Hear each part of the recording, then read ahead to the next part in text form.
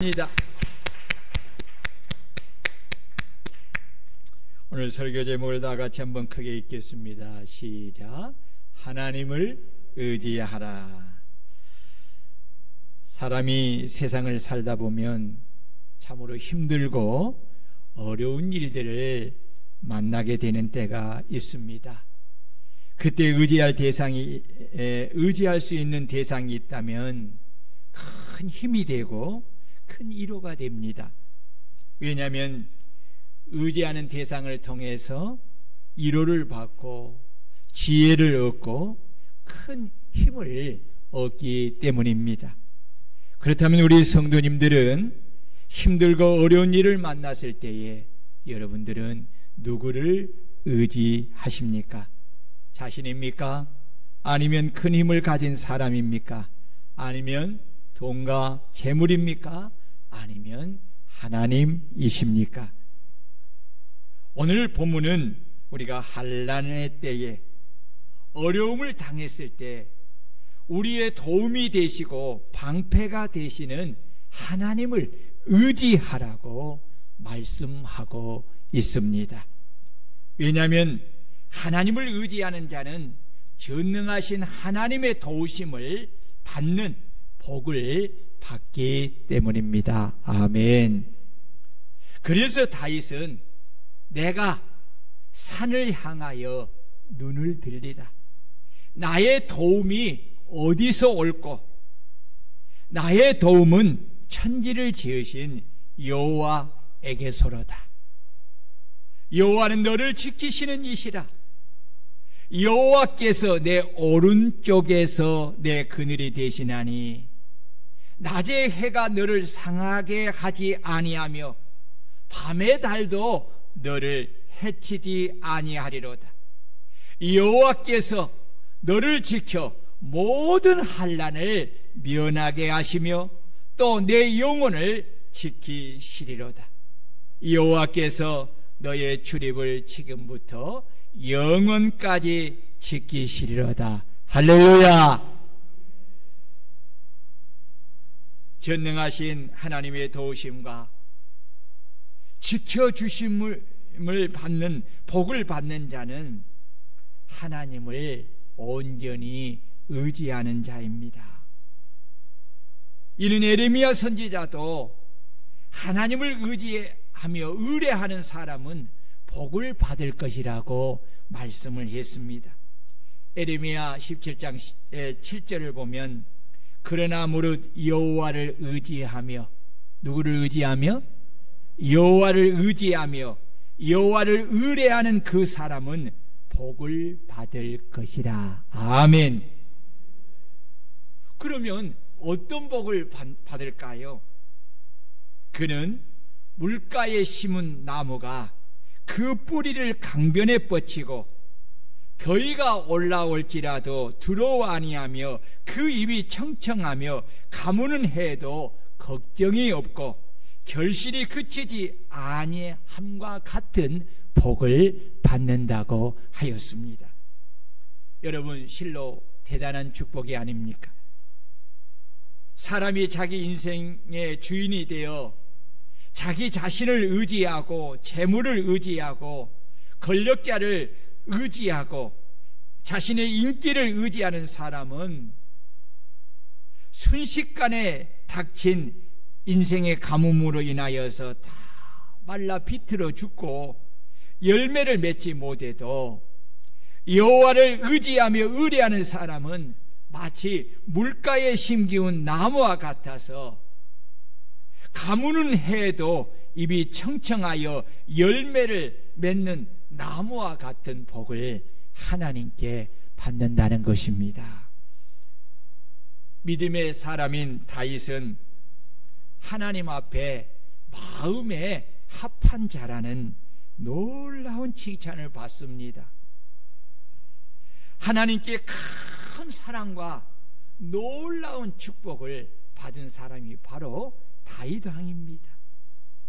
다윗이 하나님께 이런 놀라운 축복을 받은 것은 그는 어린 시절 목동으로 있을 때부터 시작하여서 왕이 되어 생을 마감할 때까지 평생에 하나님만을 의지한 사람이기 때문입니다.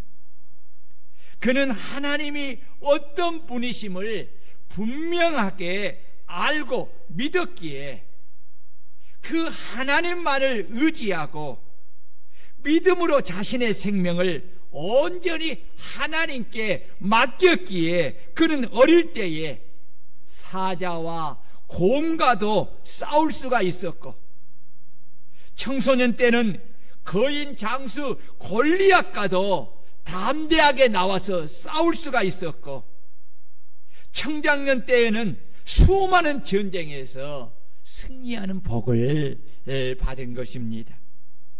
사실 다윗의 인생은 우리가 삶 속에서 겪는 어려움과 고통과는 비교할 수 없을 만큼 힘들고 어렵고 생명을 이어가는 일들이 너무 많이 겪은 그러한 삶이었습니다. 이런 어려운 환경을 이기고 극복하고 승리할 수 있었던 것은 그가 철저히 하나님을 의지하여 하나님이 지켜주시고 도우시는 복을 받았기 때문입니다. 그래서 다윗은 오늘 본문을 통해서 자신이 친히 하나님을 의지하여 복을 받았던 것을 이스라엘 백성들에게, 아론의 집에 속한 자들에게, 그리고 여호와를 경외하는 모든 자들이 자신처럼 복을 받고 승리하는 삶을 살게 하고자 하여서 그들에게 여호와를 의지하라고, 여호와를 의지하라고 3번씩이나 동일하게 명령하고 있습니다. 그렇다면 이 의지란 무엇입니까? 이 의지는 히브리어로 바타흐인데 뭐뭇에게 매달리다 라는 뜻입니다. 따라서 하나님을 의지한다는 말은 우리 자신을 하나님께 내어 맡기고 하나님께 매달리는 것을 말하는 것입니다. 따라해 봅시다. 우리 자신을 하나님께 내어 맡기고 하나님께 매달리는 것을 말한다. 예, 그렇습니다. 여러분, 그렇다면 하나님을 의지해야 할 이유가 무엇입니까? 우리가 하나님을 의지하려면 하나님이 어떤 분이신가를 온전히 알아야 합니다. 그렇지 않아요? 의지할 만한 분이 돼야 모든 것을 의지하여 맡기고 매달릴 수가 있지. 마치 썩은 불탄 동아줄처럼, 썩은 나무처럼 아무 힘이 없는 그러한 존재를 만약에 의지하고 내게 맡기고 그렇게 매달린다면 그것이 감당이 되겠습니까? 그렇지 않지요. 우리가 의지할 때는 의지할 대상이 어떤 분이신가, 과연 내가 의지할 만한 분인가, 의지해도 되는 분인가, 의지함을 통해서 내게 유익을 얻을 수 있는 것인가를 먼저 생각해 봐야 되겠지요. 예. 그래서 우리는 하나님이 어떤 분이신가를 잘 알아야 합니다. 다윗은 자신이 경험한 하나님을 본문에서 이렇게 소개합니다. 뭐한 것을? 자신이 하나님을 뭐 했어요? 경험했어요. 이건 놀라운 거예요. 여러분, 단순한 지식의 하나님이 아니라 다윗은 지금 오늘 본문을 통해서 자신이 삶 속에서 하나님이 어떤 분이신가를 경험한 것을 지금 소개하고 있어요. 첫째, 하나님은 우리의 도움이시요 우리의 방패이십니다. 이 9절에서 11절의 말씀입니다. 다윗은 수많은 전쟁을 치른 용맹스러운 사람이었지만 일평생 하나님을 자신의 도움이시요 자신을 지켜주시는 방패이심을 믿고 오직 하나님만을 의지하면서 살았습니다. 그 증거가 바로 기도입니다. 다윗은 언제나 무엇을 할 때에 먼저 철저하게 하나님 앞에 무릎을 꿇고 엎드려서 하나님께 묻는 기도를 하였습니다. 그것은 하나님을 철저하게 의지하여 하나님께 매달렸기 때문입니다. 하나님은 다윗이 당신을 의지할 때에 하나님은 다윗과 함께하여 다윗의 힘이 되어주시고 방패가 되어주시고 요새가 되어주셨습니다. 그 결과 다윗은 수많은 전쟁에서 승리하는 복을 받았고 목동에서 왕이 되는 복을 받았고 자자손손 왕족이 되는 복을 받았고 심지어는 메시아 그리스도의 조상이 되는 복을 받았습니다. 둘째, 여호와를 경외하며 의뢰하는 자들을 생각하여 뭐하여? 생각하여 복을 주시는 하나님이십니다. 그것이 12절에 있어요. 여기 생각하사라는 이 히브리어는 제카라루인데 해상하다, 마음에 품다라는 의미입니다. 이 단어는 여호와께서 스쳐가듯이 무심코 생각해 봤다는 것이 아니라 구원을 주시기 위하여 마음에 품고 지속적으로 생각하셨다는 사실을 나타내는 것입니다. 우리 하나님은 당신을 경외하며 의지하는 자들을 생각하여 마음에 품고 구원을 베푸시는 복을 주시는 하나님이십니다. 아멘. 여러분, 자 보세요. 전능하신 하나님이, 전지하신 하나님이 나를 뭐 하신다고요? 생각하신다. 나를 마음에 품고 계신다는 거예요. 이보다 더 큰 은혜가 어디 있습니까? 이보다 더 큰 축복이 어디 있습니까? 걱정할 것이 없지요. 염려할 것이 없지요. 두려워할 것이 없지요. 하나님 품 안에 있는데 누가 나를 빼앗아 갈 수 있으며 누가 나를 그 사랑의 줄에서 끊을 수가 있겠습니까? 셋째, 여호와를 경외하며 의지하는 높고 낮은 모든 사람과 그 집에 복을 주시는 하나님이십니다. 13절이. 여기서 집은 히브리어로 베트인데 이 거처로서 가족이나 가문을 가리키는 것입니다. 단지 이렇게 장막의 집을 말하는 것이 아니라 그 집에 거하는 가족이나 가문을 가리키는 것입니다. 그리고 복을 주시며 라는 에바레크는 이 한 절에 3번이나 반복하여 이렇게 기록한 것은 하나님은 당신을 의지하는 자에게 반드시 복을 주신다는 것을 반복적으로 확증한 것을 강조하는 말씀입니다. 여러분, 하나님을 경외하고 의지하는 자는 그 사람이 지위가 높든 지위가 낮든 부하든 가난하든 잘났든 못났든 그거와 상관하지 않고 하나님께서는 그 사람과 그 집에 복을 주시는 하나님이신 줄 믿으시기를 축원합니다. 넷째는 여호와를 경외하며 의지하는 자와 자손들에게 더욱 번창하게 하시는 하나님이십니다. 여러분, 누구를 생각합니까? 믿음의 조상 아브라함과 이삭과 야곱을 생각해 볼 수가 있지요.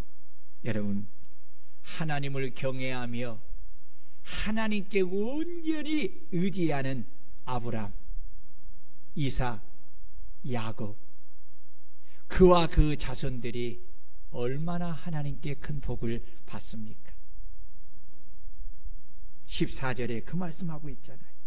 다섯 번째, 하나님은 천지를 지으신 하나님이십니다. 아멘. 15절에 그 이야기를 하고 있어요. 우리가 믿는 하나님이 어떤 분인가? 우리가 의지할 수 있는 그 하나님이 어떤 분인가? 천지 만물을 창조하신 창조주 하나님이십니다.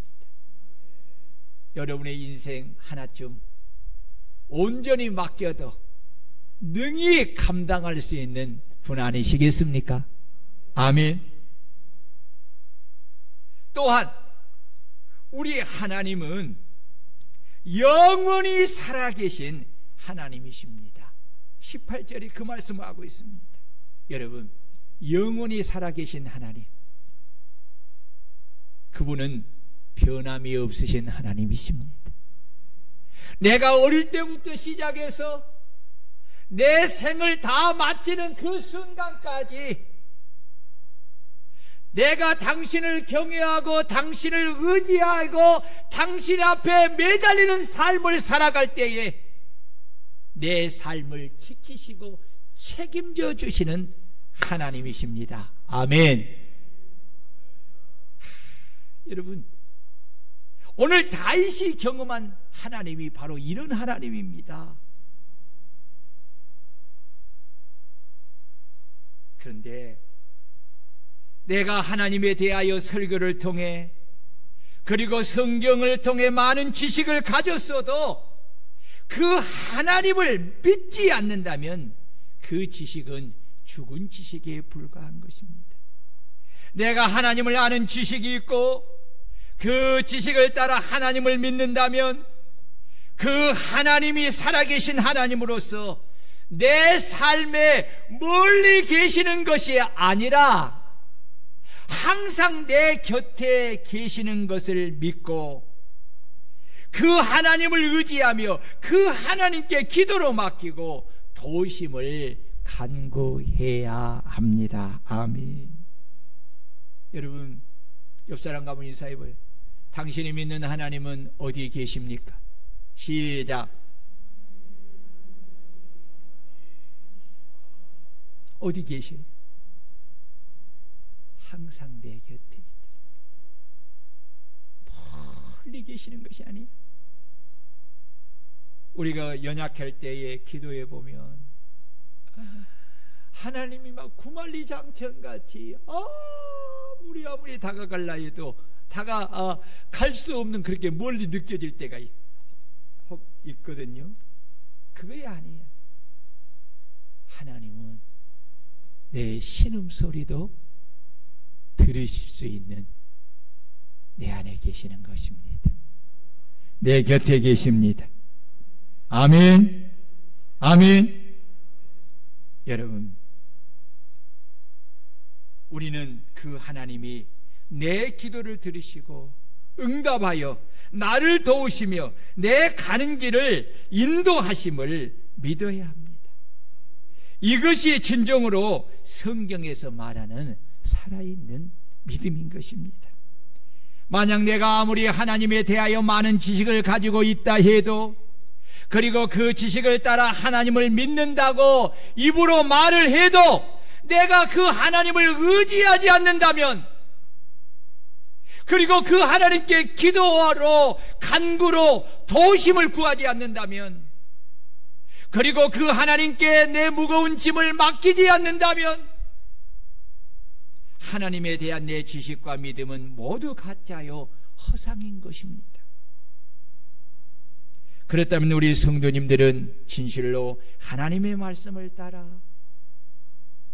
그 하나님을 온전히 믿고 내 삶 속에서 하나님을 온전히 의지하여 다윗과 같이 매사에 하나님께 기도와 간구로 내 인생에 닥친 모든 문제를 아뢰고 맡기고 의지하는 그런 삶을 살고 있으십니까? 우리가 다윗이 소개하는 하나님을 온전히 믿는다면 우리는 하나님이 당신의 의지하는 자들에게 복을 주심을 믿고 우리는 하나님을 온전히 의지하는 믿음을 가지고 삶을 살아야 합니다. 왜냐하면 개인과 가정과 부모와 자녀와 직장과 나라를 지키시고 보호하실 분은 오직 하나님밖에 없기 때문입니다. 그러므로 우리는 우리의 도움이시요 우리의 방패이신 하나님을 철저히 의지하고 그 하나님의 도우심을 기도와 간구로 우리가 구하여야 합니다.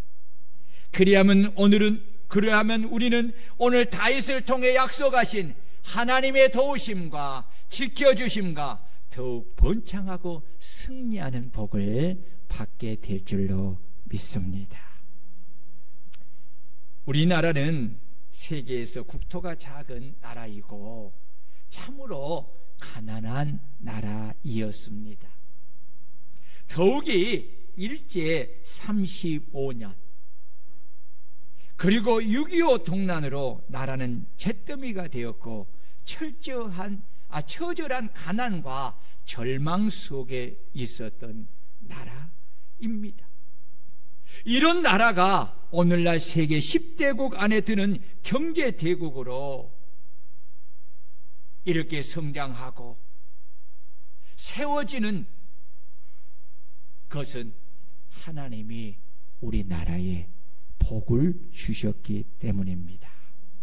아멘. 하나님 외에는 우리 대한민국을 이렇게 경제적으로 만들어 주실 분이 없습니다. 여러분 보십시오. 5,000년의 역사를 뒤돌아보세요. 우리나라는 불교와 유교와 샤머니즘 속에서 우리나라는 존재했습니다. 그때의 삶을 보십시오. 나라는 작지, 가진 것은 없지, 외세의 침략은 끊임없이 있었지, 피폐할 수밖에 없었습니다. 이런데 일제강점기가 있었습니다. 그리고 6.25 동란이 있었습니다. 역사적으로 우리가 찾아보면 세계 제2차 세계대전 이후에 140여 개국이 원조를 받았는데 유일하게 대한민국만 원조받는 나라에서 원조하는 나라로 바뀌었습니다. 여러분, 이런 은혜가 하나님으로부터 임하신 것입니다. 그 계기가 있습니다. 전쟁의 폐허로 인하여서 그토록 가난했던 우리나라가 이렇게 경제 부흥을 이루게 된 때가 바로 우리나라에서 가장 왕성하게 기독교가 부흥하는 시기였습니다. 그리고 나라의 위기를 극복하는데 그 중심에 항상 뜨겁게 기도하는 교회가 있었습니다. 뜨겁게 기도하고 몫을 걸고 금식하고 기도하는 믿음의 지도자들과 성도들이 있었습니다. 이것은 한국사를 연구하는 사람들의 공통적인 고백입니다.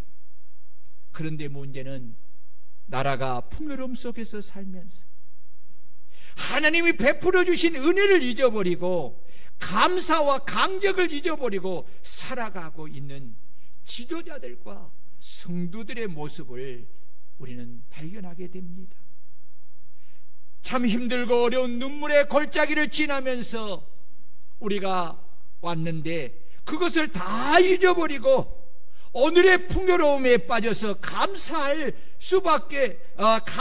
수 있는 많은 것들을 다 내려놓고 마치 자신들의 힘과 노력으로 이룬 것처럼 자기에게 영광을 돌리고 복을 주신 하나님을 저버리고 하나님을 떠나 세상의 쾌락을 쫓아 정신없이 살아가는 사람들의 모습을 볼 때 우리에게 복을 주신 이 하나님의 마음이 얼마나 안타까우시겠습니까?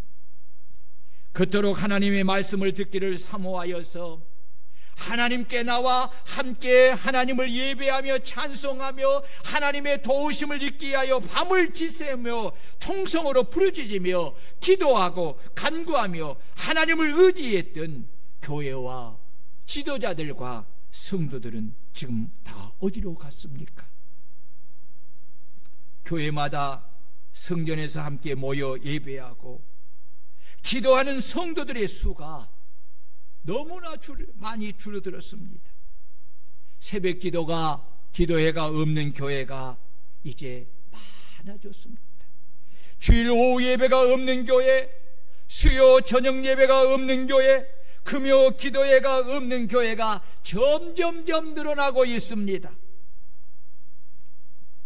나라와 개인이 가난할 때에 그토록 어렵고 힘든 문제를 가지고 하나님 앞에 나와 기도로 씨름하며 금식하며 기도하고 철하며 기도하고 작정하며 기도하고 산에 가서 기도하며 하나님을 의지했던 그 많은 교회와 성도들이 지금으로부터 약 40년이 지난 지금은 다 어디로 사라지고 이제는 겨우 작은 무리가 되어서 그 흔적을 유지하고 있으니 여러분, 하나님의 마음이 얼마나 답답하시겠습니까? 지금 시대는 구약 성경 사사기 직전 끝자락의 시대와 같다고 할 수 있습니다. 하나님이 주신 은혜를 계속 입으려면 우리는 성경으로 돌아가 이스라엘 민족의 흥망성쇠를 반면교사 삼고 한국 교회와 지도자와 성도들이 다시 교회로 모여서 회개하고 하나님만 우리의 도움이시고 우리를 지키시는 방패이심을 믿고 그 하나님만을 의지하고 다시 뜨겁게 기도로 간구하면서 하나님의 도우심을 간구해야 할 줄로 믿습니다. 그런데 여러분, 한 번 받은 은혜를 잊어버리면, 그리고 가졌던 뜨거운 믿음을 잊어버리면 다시 회복하기가 몇백 배 어렵습니다. 그러기에 사람들이 잊어버린 믿음과 열정과 열심을 회복하려고 시작하다가도 그 회복하기가 처음보다 몇십 배나 더 어려운 것을 느끼면서 그만 포기해버리고 마는 것입니다. 이러다 보니 믿음은 더욱더 작아지고 열정적으로 기도했던 기도는 꽃꽂이의 꽃처럼 가면 갈수록 시들어져 가고 결국은 기도하지 않는 삶을 살게 되고 기도하지 않는 삶으로 인하여서 하나님을 의지하지 않는 삶을 살게 되면서 영적으로 무기력한 삶을 살게 되는 것입니다. 내 육신의 힘으로 삶을 힘들게 살게 되는 것입니다. 여러분, 오늘 여러분들은 지금 어떤 모습을 가지고 있습니까? 오늘 주님은 우리에게 에베소 교회를 통해서 우리에게 경고를 합니다. 처음 사랑을 회복하라고 합니다. 처음 사랑을 회복할 수 있는 성도들이 되시기를 축원합니다. 우리 다같이 9절에서 11절 말씀을 크게 한번 읽겠습니다. 다같이 시작. 이스라엘아, 여호와를 의지하라. 그는 너희의 도움이시요 너희의 방패시로다. 아론의 집이여, 여호와를 의지하라. 그는 너희의 도움이시요 너희의 방패시로다. 여호와를 경외하는 자들아, 너희는 여호와를 의지하라. 그는 너희의 도움이시요 너희의 방패시로다. 아멘. 자, 저를 보세요. 우리가 절망의 때에, 우리가 고통의 때에, 슬픔과 애로움 속에 밤잠을 이루지 못하고 눈물을 흘리고 있을 바로 그때 주님이 우리의 도움이 되시고 우리의 위로자가 되시고 우리를 사랑으로 보살펴 주시는 참 좋으신 하나님 아버지 되심을 믿고 마음을 다하여 하나님을 의지하면 하나님은 우리를 그의 품에 안아주시고 우리의 눈에 눈물을 닦아 주실 줄로 믿습니다.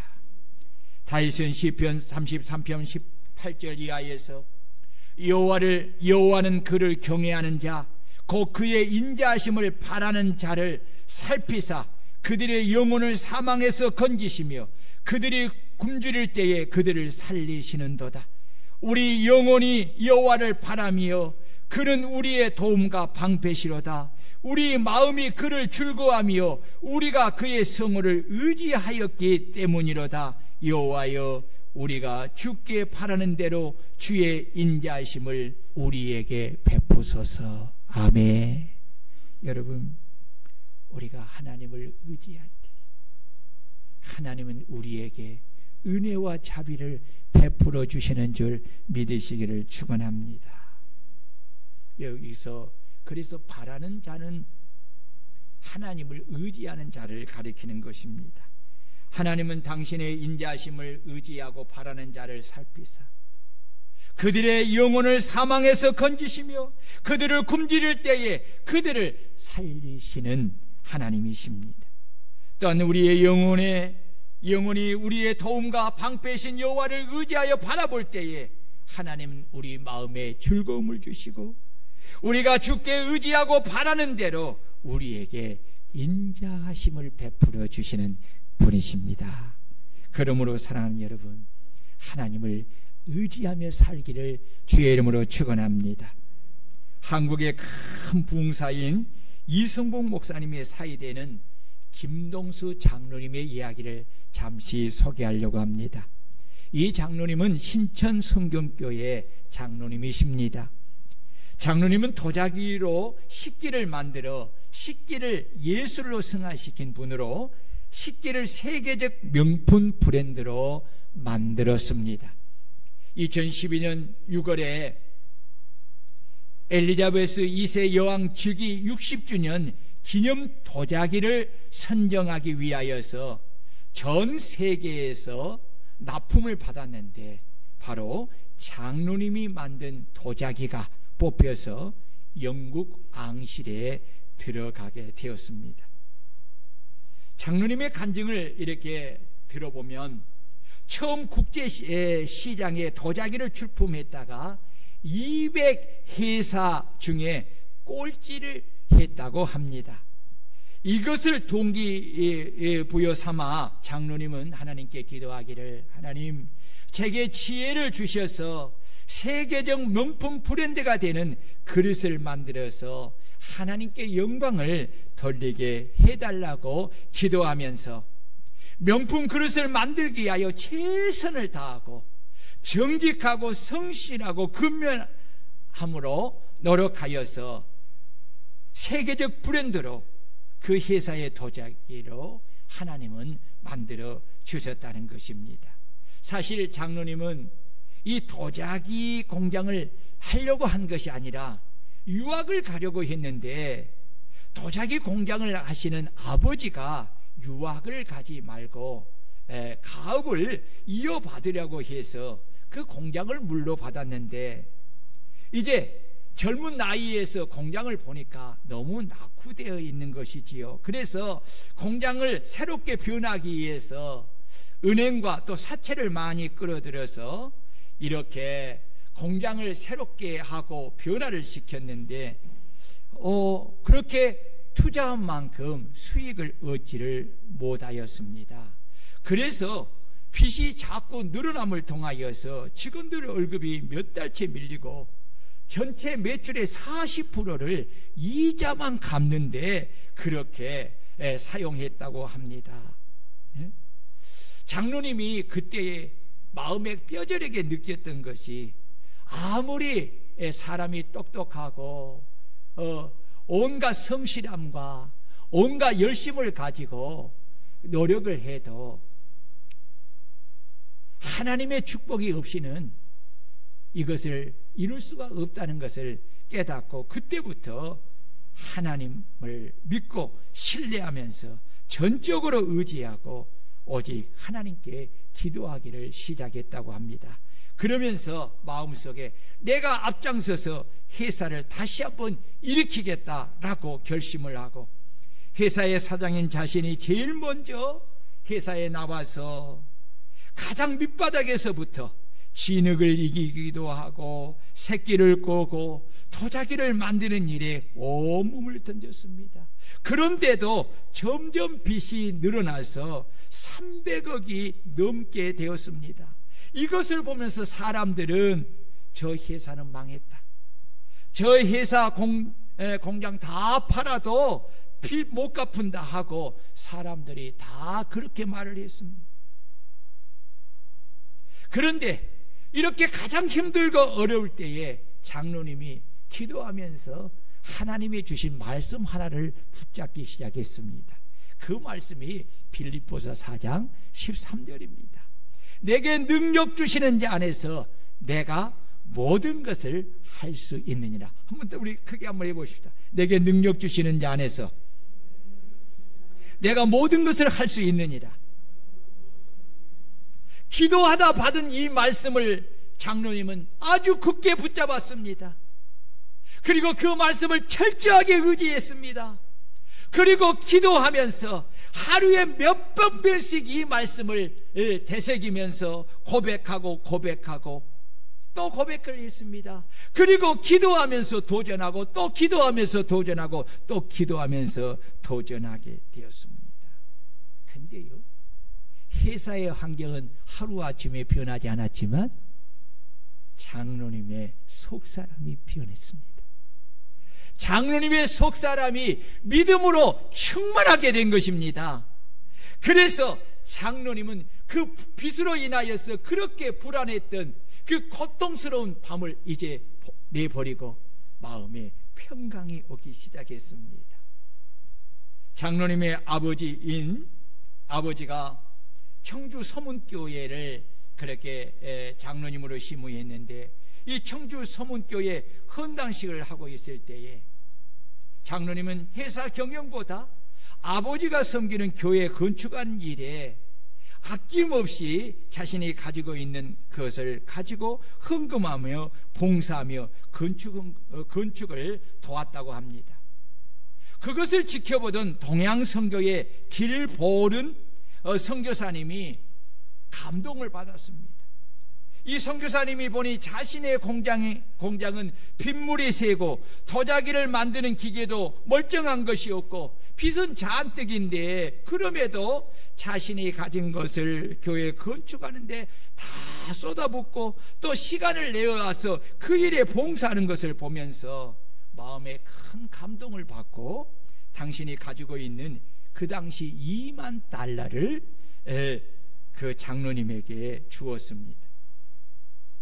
장로님은 뜻밖의 받은 이 선물의 돈을 가지고 와서 도자기를 다시 만들기 시작을 했습니다. 그리고 하나님의 축복을 통해서 모든 빚을 다 갚게 되었습니다. 그리고 그가 개발한 것이 그 유명한 본차이나 그릇입니다. 이 그릇의 품질이 인증이 되어서 1973년 이후로부터는 청와대, 국내 특급 호텔 레스토랑은 물론 각국의 대통령궁, 노벨상 만찬장, 교황청 식기로도 사용되면서 한국을 대표하는 세계 5대 도자기 업체로 선정이 되었다고 합니다. 할렐루야. 장로님은 이렇게 고백했습니다. 제가 한 것은 아무것도 없습니다. 모두 아버지 장로님과 장인 어른 대신 목사님의 기도 힘의 덕분입니다. 그분들이 뿌려놓은 선교와 선행의 결과가 저와 아들 세대의 축복으로 온 것으로 생각합니다. 질병과 빚의 위기로부터 해방을 시켜주신 하나님께 감사합니다. 제가 행복할 수 있는 이유는 예수 그리스도가 제 곁에 늘 계시다는 사실입니다. 큰 기업이 되기보다는 다이아몬드와 같이 작지만 값지고 빛나는 기업으로 만들어 가겠습니다. 이 기업을 통해서 하나님께 영광을 올려드리기를 원합니다 라고 간증을 마쳤습니다. 할렐루야. 사랑하는 여러분, 어제나 오늘이나 과거의 구약이나 신약이나 하나님은 하나님을 경외하고 하나님을 의지하는 자를 그냥 바라만 보고 계시지 않습니다. 우리 하나님은 그의 도움이 되실 줄 믿습니다. 그의 방패가 되실 줄로 믿습니다. 하나님은 그에게 복을 주시어서 오늘도 나라를 복주어서 번성하게 하고 한 사람을 복주어서 번성하게 하고 다시 교회를 일으켜서 하나님의 나라를 세워가는 것입니다. 사랑하는 성도 여러분, 여러분들은 하나님을 믿고 사는 사람, 하나님이 어떤 분이십니까? 그분은 우리가 너무나 크신 하나님이고 영원하신 하나님, 창조의 능력을 가신 하나님, 이 하나님을 믿는다고 하는데 여러분들이 어려운 일을 만났을 때, 여러분들이 힘들고 고통스러운 곳에 거하실 때에 왜 하나님을 찾지 않습니까? 왜 그 하나님을 바라보지 않습니까? 왜 그 하나님을 온전히 의지하지 않고 여전히 염려하고 근심하고 걱정하고 있습니까? 오늘 우리의 믿음의 조상 다윗을 우리가 바라보면서 그가 우리에게 건면한 말씀을 마음에 담기를 바랍니다. 여호와를 의지하라. 여호와를 의지하라. 여러분, 여호와를 의지하시기를 바랍니다. 여호와를 의지하면 의지하는 여러분과 여러분의 자손이 더욱더 번창하는 축복을 받게 될 것입니다. 우리는 이 하나님을 송축하고 찬양해야 합니다. 오늘 마지막 여러분 17절 18절을 보십시다. 시작. 적막한 데로 내려가는 자들은 아무도 찬양하지 못하리로다.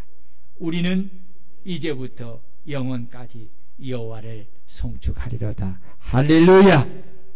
사랑하는 여러분, 구원받고 우리의 삶의 은혜를 받는 우리들은 하나님을 의지하는 사람들입니다. 하나님을 의지하는 사람들은 하나님께로부터 복을 받는 사람들입니다. 하나님께 복을 받는 사람들은 영원토록 우리 하나님을 찬양하는 사람들이 되어야 할 줄로 믿습니다. 그래서 시편 기자는 호흡이 있는 자마다 여호와를 찬양할지어다. 할렐루야. 우리는 이제부터 영원까지 여호와를 송축하리로다. 할렐루야. 할렐루야. 여호와의 종들아 찬양하라. 여호와의 이름을 찬양하라. 이제부터 영원까지 여호와의 이름을 찬송할지로다. 해 돋는 데서부터 해 지는 데까지 여호와의 이름을 여호와 이름이 찬양을 받으시리로다. 아멘. 왜 찬양해야 합니까? 왜 찬양해야 합니까? 하나님은 말씀합니다. 이 백성은 내가 나를 위하여 지었나니 나를 찬송하게 하려 함이라. 아멘. 여러분, 하나님을 찬송하는 사람, 이 사람이 하나님을 의지하는 사람입니다. 아멘. 이 사람이 믿음의 사람입니다. 오늘 저와 여러분들이 이 땅을 살아가면서 하나님을 온전히 의지하고 그 하나님을 찬양하며 영광 돌리는 믿음의 복된 성도들이 되시기를 주의 이름으로 축원합니다.